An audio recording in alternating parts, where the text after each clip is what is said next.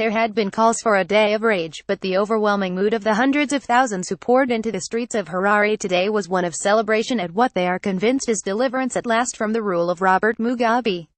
The course of Zimbabwe's slow-motion coup has been difficult to chart, with Africa's longest-serving head of state seemingly determined to cling on to power despite the military taking over and branches of his own ruling party passing motions of no confidence.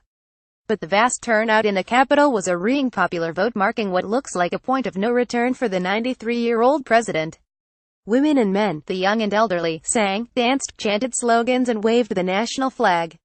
They carried placards saying "Mugabe just go, Mugabe leave Zimbabwe now, People v Robert Mugabe, Red card for Mugabe," and, at a place where they avidly follow English Premier League football, "Mugabe worse than Moyes," evidently from a West Ham fan disgruntled by the new manager the club has appointed. And, perhaps inevitably, one saying "Wenger must go. It's like Independence Day and Christmas in one," was among the phrases heard.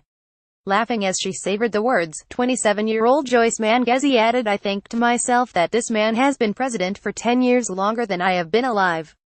And all that time our country has suffered. I haven't got a job, my brother and sister haven't got jobs, most of my friends haven't got jobs. But this man wants to stay in his job until he dies." The police were noticeable by their absence. People remembered how they had cracked heads in previous demonstrations and are viewed as siding with Mr. Mugabe even after the military takeover earlier this week. The original plan had been for demonstrators to gather at the city's Freedom Square, but soldiers asked them to go on to the far bigger Zimbabwe Grounds Stadium at the outskirts of the city.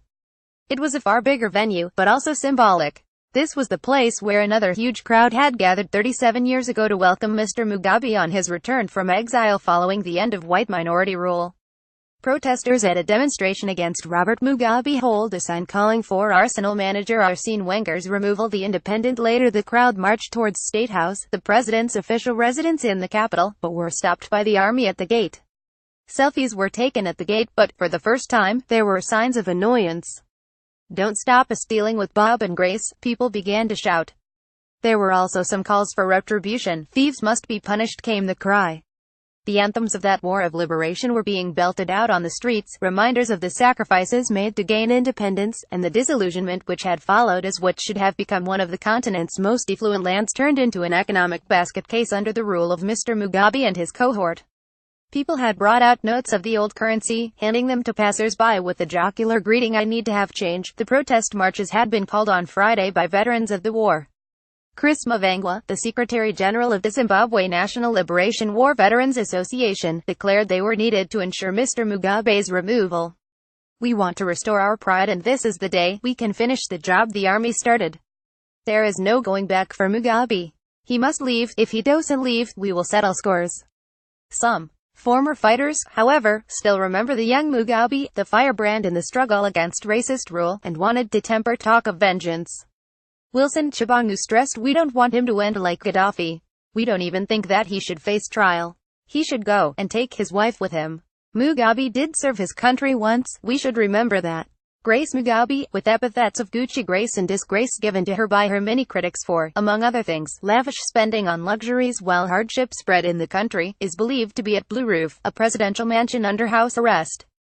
Chris Mavengwa has described Mr. Mugabe as senile old man who has lost control of his wife. An immunity of prosecution for Grace Mugabe is another one of the president's demands in negotiations with the military about his departure. Mr. Chibangu's companion Kenneth Mzizi, a member of ruling SANUF, held that should be given. "I can't see him leaving without her, and so she should be allowed to go. He will go, because our party has said it no longer wants him. But neither should be allowed to come back to Zimbabwe." Zimbabwe's military takeover explained one of the more surreal episodes of the last few days of drama had been the sight of Mr. Mugabe, supposedly under house arrest, attending a university graduation ceremony just as he had done in years. The president, in blue and gold gown and mortarboard, took his place over a red carpet while surprised-looking students clapped and a band played.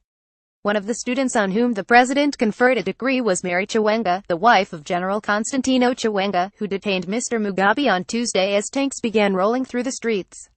Some of the students who had been present at the ceremony turned up at the rally in their mortar and gowns. "We thought it was very strange, him being there, also a bit funny," said Victor Kwaramba, "but the comedy is now over, he must go." More about Robert Mugabe. Zimbabwe reuse content.